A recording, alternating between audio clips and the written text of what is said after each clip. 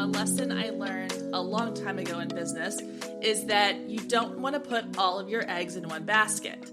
And so I took that advice early on in my business, and I've made sure that I have found ways to diversify my income streams, to make sure that I have different ways of making money in my business or with multiple businesses, so that if one of those streams gets cut off, as in the case with this pandemic and my photography business, I always have something as a backup. Hey friends, and welcome to the Girl Means Business podcast. I'm your host, Kendra Swalls, a photographer and educator on a mission to help you find your passion, power, and purpose through entrepreneurship. So let's jump right into today's episode because this girl means business. Hey guys, and welcome to a fun bonus episode of the Girl Means Business podcast. I'm so glad you're tuning in addition to our regular episode this week. So the purpose behind this fun bonus episode is I want to always make sure that on this podcast, I am sharing the real, the raw, the nitty-gritty behind running a business, which includes some of the behind the scenes of what's been going on in my own business. With everything that's happened in the past few months, my photography business has basically come to a standstill. I have not been able to fulfill wedding photography gigs. I have not been able to book sessions or fulfill sessions that I already had on the calendar, which means that my income for those sessions has also been cut off. Now, a lesson I learned a long time ago in business is that you don't want to put all of your eggs in one basket. And so I took that advice early on in my business, and I've made sure that I have found ways to diversify my income streams, to make sure that I have different ways of making money in my business or with multiple businesses, so that if one of those streams gets cut off, as in the case with this pandemic and my photography business, I always have something as a backup. Being an entrepreneur and running your own business is never easy, and having one business is always a lot to handle. But if you are running a business or building a business that is service-based, that is one-on-one with other people, you always want to make sure that you have a backup plan or a safety net in place if something were to happen to your business or something were to happen to you. If you are the sole person running your business, then you need to have something in place to help provide income in the event that you are unable to fulfill your job. An example of this is a couple of years ago, I had to go into the hospital suddenly to have gallbladder surgery, to have my gallbladder removed. And it was over a holiday weekend, so I went in on a Friday. They couldn't do surgery until the following week, and so I spent about 5 days in the hospital basically waiting to have surgery and then recovering from the surgery. And then when I came home, I had a couple days of rest and not going back to work. So even though it was only about a week to a week and a half that I was unable to work, in that week and a half, I lost money in my business. I was not able to make money in my business because my business required me to be one-on-one with other people performing a service in person. And it just solidified the fact for me that I needed to diversify my income and find other income streams that would sustain or help support my income in the event that I was not able to perform my job. And as we all know, in the last couple of months with the pandemic and quarantine and shutdowns, that if you run a business that is either a brick and mortar or you provide a service one-on-one in person, that you've probably had the same thing happen in the last couple of months where your business was not making money. And so today in this little bonus episode, I want to talk about diversifying your income, creating different income streams. And through that, I want to tell you about how I'm doing that in my business and a new opportunity that was presented to me and why I was able and eager to jump on this new opportunity. So let's start with different ways to diversify your income. So for me, my main source of income, my main business is my photography business. That is the bread and butter of my brand. When that goes away, I need to make sure I have something else that can support it in its place. One of the ways that I do that is with photography mentoring. This can be done virtually. While I prefer it be in person, I have done virtual online mentoring sessions because I don't always have clientele that's local to the Dallas area, and I have people who want to do mentoring sessions from other locations and will meet online. That is one way to diversify your income. So if you are not wanting to move away from the brand that you have or the business that you have, just find ways within your business to kind of branch out in other areas. An example of that is I know a friend that's a florist. She does floral design for weddings and events. And another way that she adds income streams to her business is she has hosted workshops where she has taught in-person classes how to create different floral arrangements. When everything was shut down, she took her workshops online and she taught them virtually to anyone that wanted to pay a smaller fee to come online and watch her create, or she could tell them what they needed to have ahead of time. I know locally there is a cooking class, a cooking school that my daughter has attended in the past. They do fun cooking camps for kids. And they couldn't do in-person camps this summer, and so they were doing them virtually. They would send you a grocery list of all the things you needed to have, and then every morning at 9 o'clock, you log into the website. You get to watch the instructor walk you through how to create. You can ask questions through the Zoom meetings, and then you get to just do it at home yourself. They're still able to provide an income. They're still able to provide something of value for their clientele. They're just doing it in a more creative way.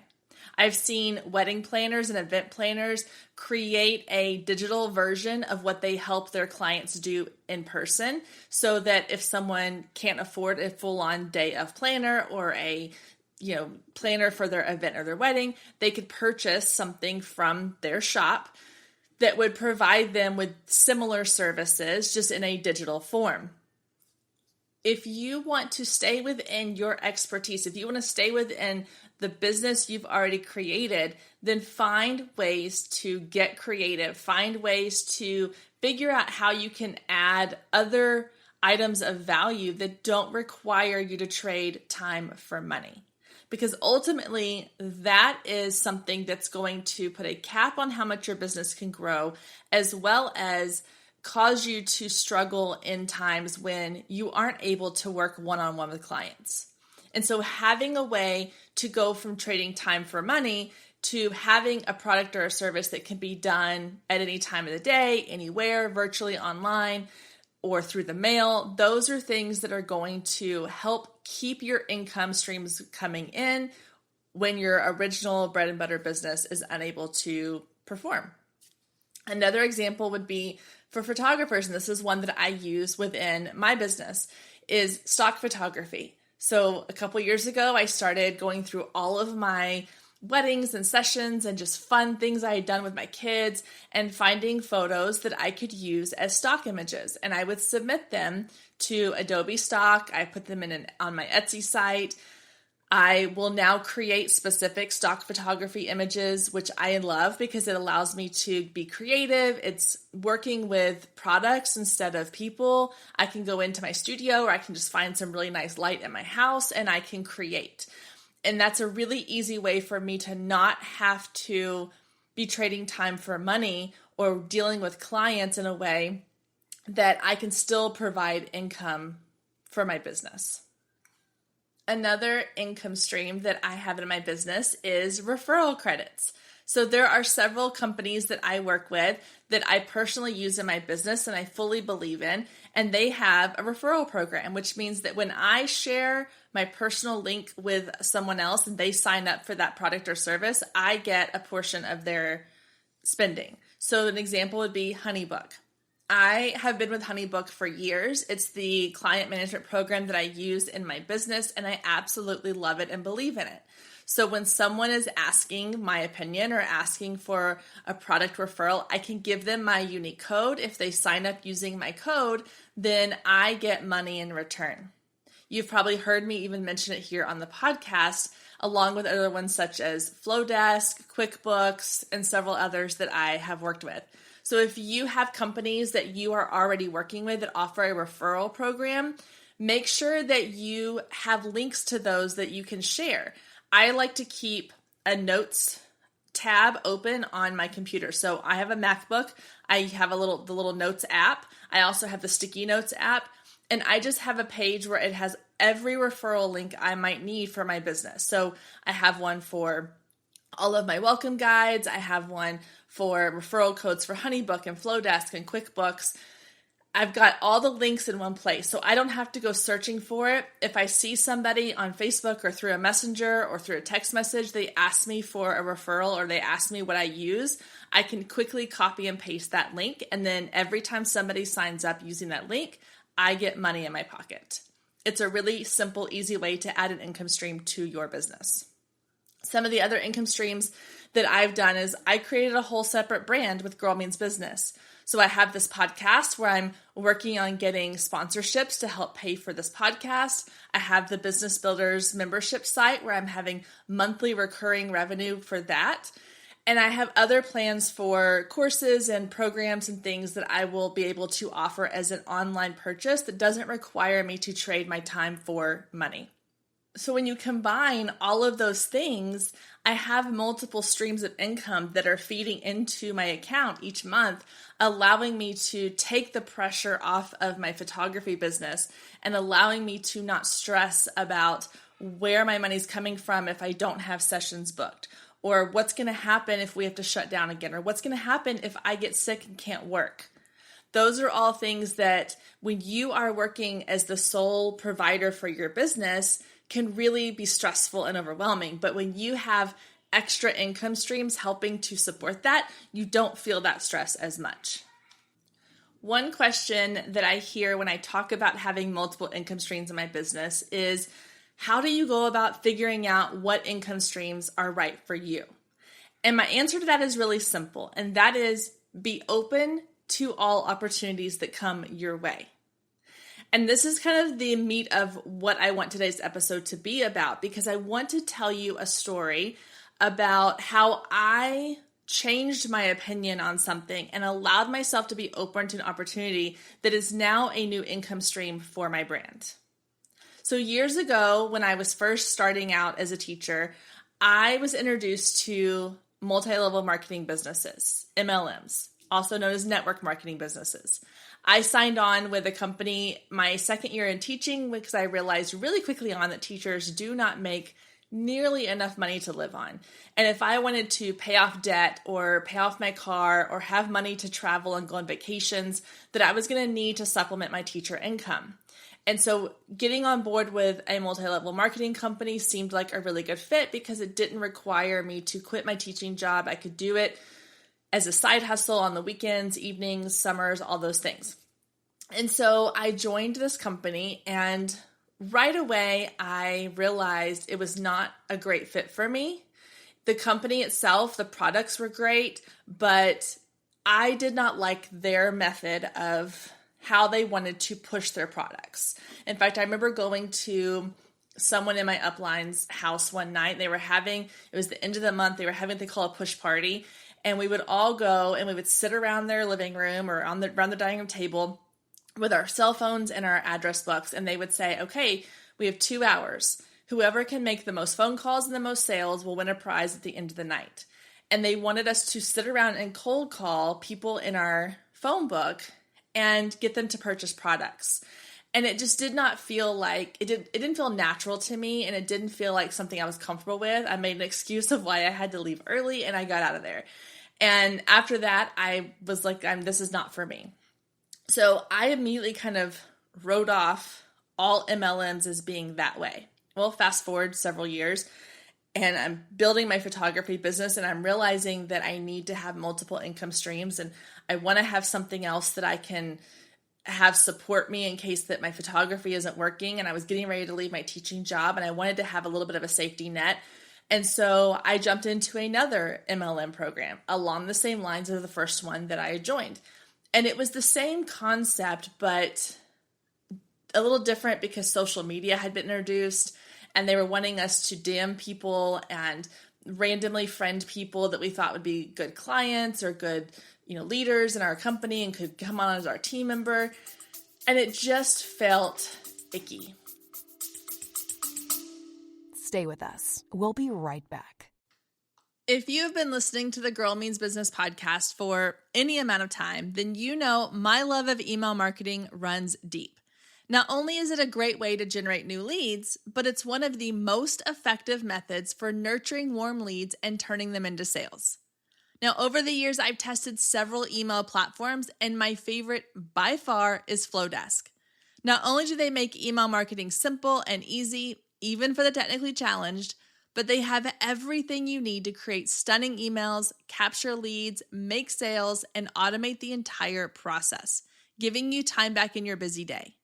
And the cherry on top is you're only charged one flat fee no matter how many subscribers you have. So while other platforms will increase your price when you go over your pricing tier limit, Flowdesk has no price increases or hidden fees. If you're ready to give Flowdesk a try, click the link below in the show notes to save 50% off your first year. Let Flowdesk help you design emails people will love. Click the link below and check it out. I have a feeling you're going to love it just as much as I do.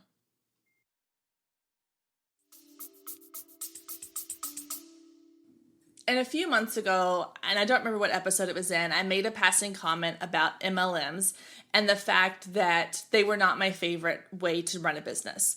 And I had a couple people DM me and just say, hey, I don't want you putting down MLMs because there's a lot of really great ones out there. I don't want the one or two that you've worked with to completely skew your vision of what this can do for people in their lives.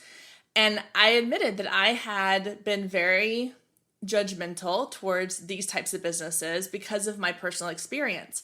And I had closed myself off to opportunities. And so after I sort of chatted with these ladies in DM and went back and forth, and they opened my eyes to the fact that there are some really great companies out there. And really, when you think about it, there are so many network marketing companies. It's ridiculous. And a lot of the times we don't even think about some of these companies as being like that. And I guarantee you, we all know somebody who works with one or has had experience with one, or we have purchased products from one. And I pulled up a list of like the top multi-level marketing companies in 2020. And out of like the 200, I think, that were listed, there were only a handful that I did not recognize. And most of those were based in different countries. But things like Mary Kay and Tupperware and Young Living and Pampered Chef and Scentsy and Arbonne and Beachbody, those are all companies that I have purchased from or that I have products that I enjoy from. And I know people whose lives have been changed because of these types of companies. And I realized that I had shut myself off to seeing the opportunities that could be there with other multi-level marketing business opportunities. So within that, I allowed myself to just kind of be open. And it's one of those things where when you start to see how you have kind of pushed all these things off into the peripheral, that when you start paying attention to them again, you start seeing it in a whole new light. And I started seeing how different people that I was friends with on Facebook or Instagram, and I would see them talking about the products or the company that they were working with. And I realized that things have changed a lot since 16 years ago when I very first started working with a multi-level marketing company. But even though my opinion of these companies had changed, I really wasn't looking for an opportunity. But one thing I've realized through building these businesses is that you always need to be open to opportunity, because you never know where and when opportunity is going to come about. It could be the most random place, the most random person, the most random situation. And that's exactly what happened recently with me. So when everything shut down with COVID, my photography business came to a standstill. And even though I had additional income streams coming in, they're not built up to the level that my photography income currently is. They're still building, they're still growing. And so I started thinking, okay, well, maybe this is an opportunity for me to start looking for other ways that we can add income streams to my brand, other opportunities. And I didn't really have any specific ideas in mind. I was just allowing myself to be open to whatever came my way. And I found myself, as I'm sure a lot of us did, on social media a whole lot more than I normally am. And I was starting to see people that I hadn't seen in a long time posting on social media. And one was a friend that I had worked with, a coworker from when I started teaching years ago. And she was posting about these new clothing, this athletic wear that she had started working with, this company that she started working with.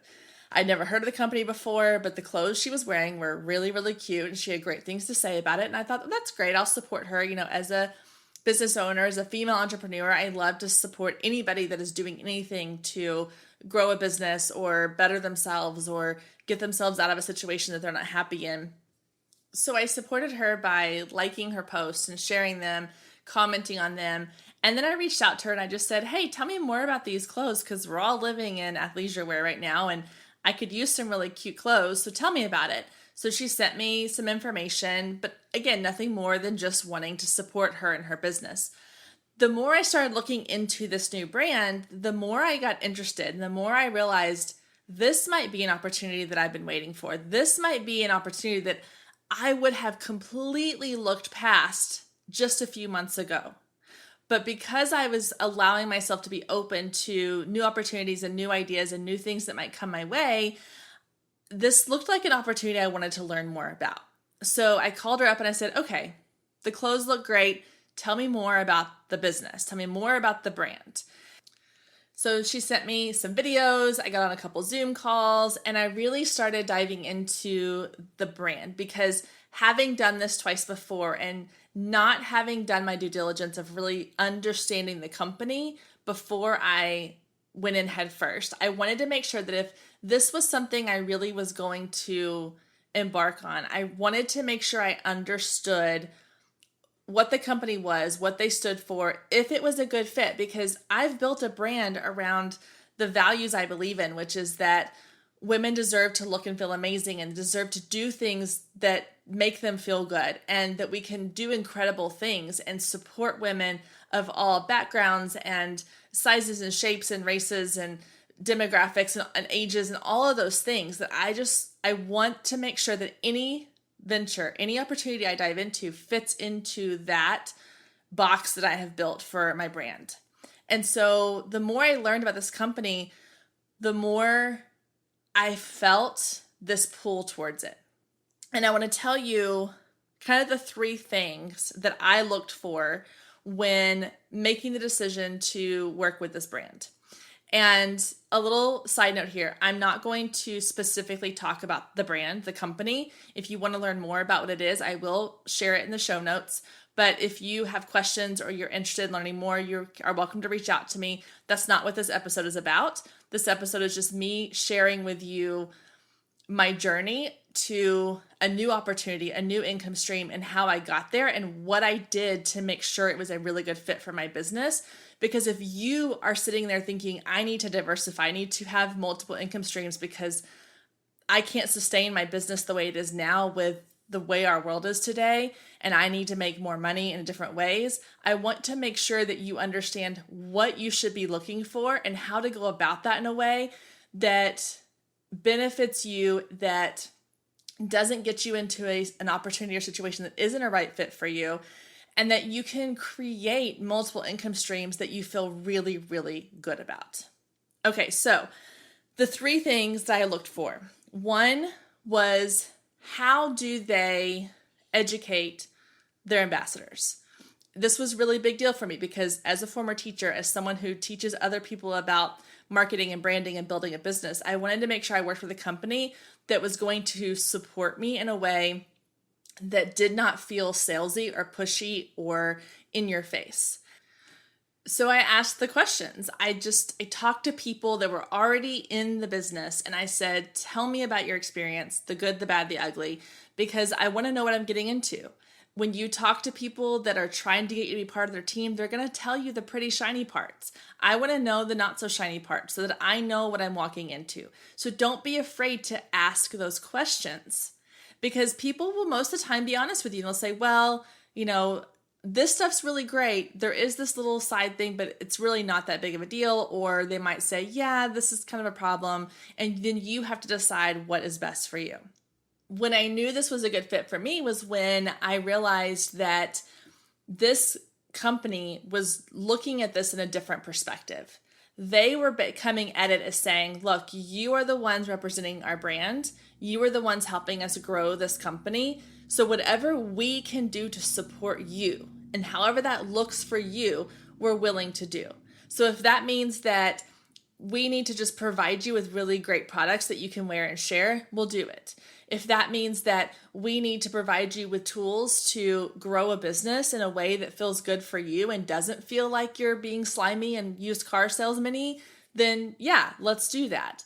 And I loved that they were willing to look at their ambassadors and say, what's working for you and how can we support you in that? Instead of coming at it from a perspective of, this is the way we're doing it, and either you get on board or you don't. This is how it's worked in the past. Either you do it this way or you don't. And I don't appreciate that approach. I like the approach of, let's get in this together and let's figure out, how can we all grow together and how can we support each other in that growth? And so that was a key factor for me. The second thing that really drew me in was the fact that this is a company that is catering towards women of all shapes, sizes, and ages. So a couple of years ago, I was at an open house event and there was a lady set up there selling athletic wear that was really, really cute. I mean, it had fun, colorful prints. They had yoga pants and sports bras and cute tops and jackets and athleisure wear. And I got really excited and I said, can I try some of these on? They had a little dressing room. We could try them on. And now typically in athletic wear, I wear an extra large, sometimes a large, depending on the brand. But I've never really had to go up above that. And if I have, it's only been because I want like a looser fit in something. So when I went to try on my normal size in these, I couldn't even get them past my knees. So I went back and I said, okay, these don't fit at all. Is this the right size? She goes, oh, well, yeah, you probably need to size up a couple sizes because our sizes run a little small. The women who started the company are super tiny and really fit, and they sort of built their brand around people who were similar to them. And immediately I was done. I said, well, that's ridiculous. Like, why would anyone want to wear a larger size than what they're used to? Especially as women, like, we need to go the other direction. If you want to make women feel good in their bodies and their clothes, then don't make them size up 2 or 3 sizes above what they normally would wear. And I've just carried that with me for the last couple of years. And every time I see someone promoting that company, it just kind of digs a little in me because I'm like, no, this is not how women support women.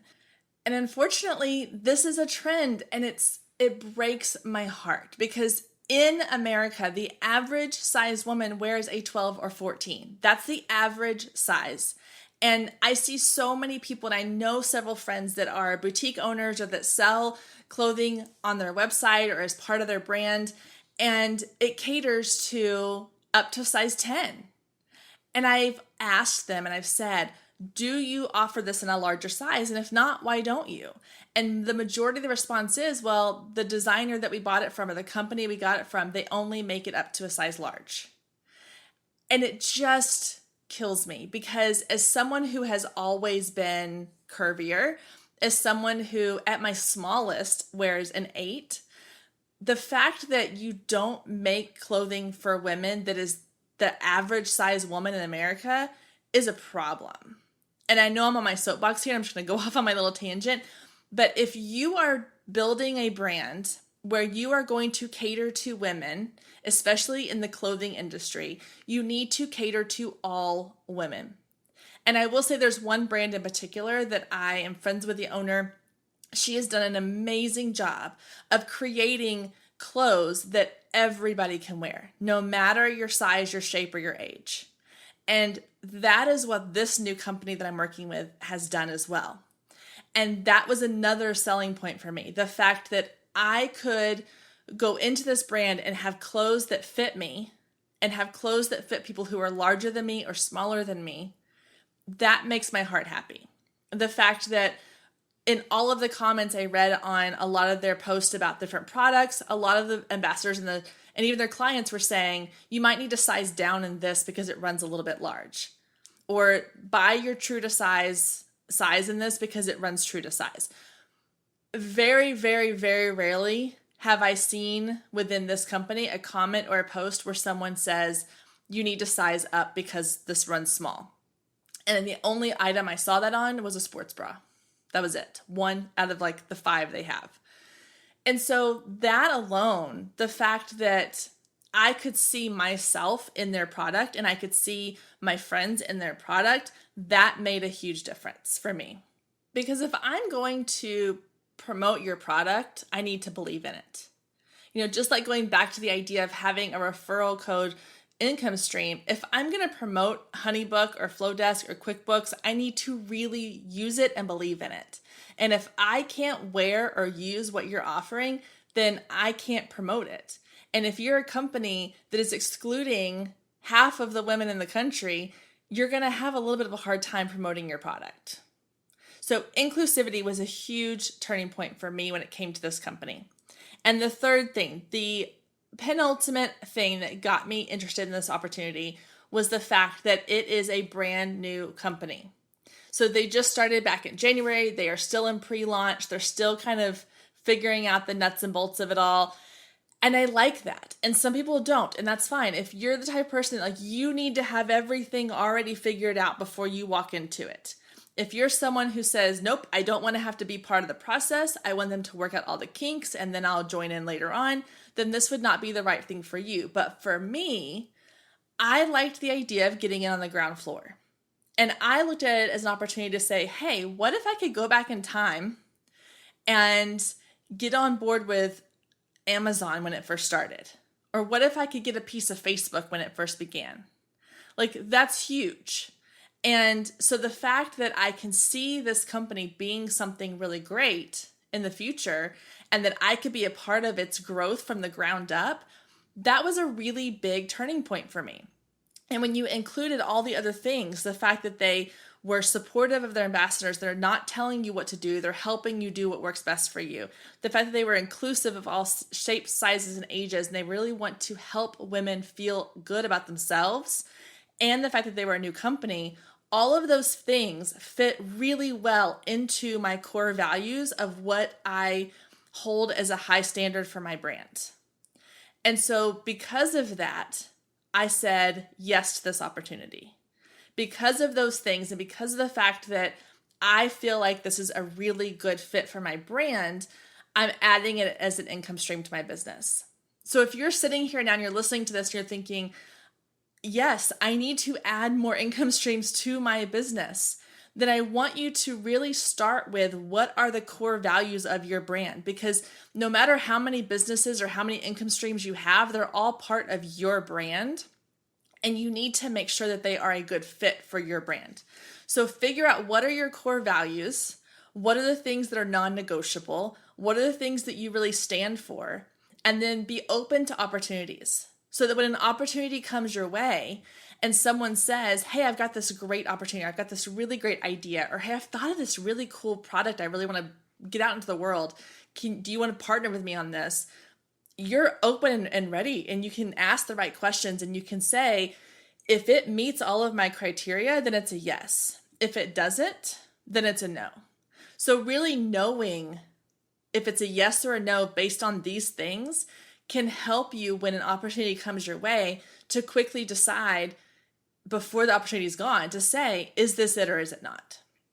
So I hope that through this fun little bonus episode, you are able to start looking at different ways you can add income streams to your business, different ways that you can have a safety net for whatever it is that is your bread and butter. For me, it was the photography. For you, it's whatever your main business is. But then what are some other ways that you can ensure that if that main business isn't providing for one reason or another, you have other options available to you? If you have questions, if you want to know more about this topic, or you just want someone to help brainstorm with you some ideas on how to add income streams to your business, please feel free to reach out to me. You can find me over in the Girl Means Business Facebook group. You can find me on Instagram at Girl Means Business. Send me a DM, send me a message on Facebook, send me an email. I'm always here to help you. So that does it for this bonus episode. I hope to see you back here on Wednesday for our regular episode for the week. Have a wonderful, wonderful day, and I hope to hear from you soon. See you on Wednesday.